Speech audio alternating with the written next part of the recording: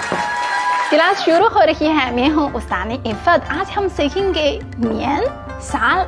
हम जानते हैं कि जश्न बहार हम चीनी में कहते हैं को नियन, और नियन के बारे में जिनमें एक बहुत दिलचस्प कहानी भी है, मैं आपको बताऊंगी।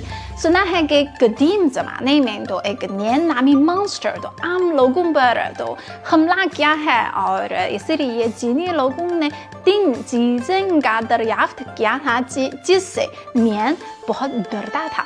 और जश्न बहार के उसी दिन तो लोग ये 3 चीज़ों का एहतमाम किया था और कुछ सरगर्मियाँ की और नियन को दूर किया था। और इसीलिए ये सरगर्मियाँ आहिस्ता आहिस्ता जश्न बहार का रस्म व रिवाज बन गया था।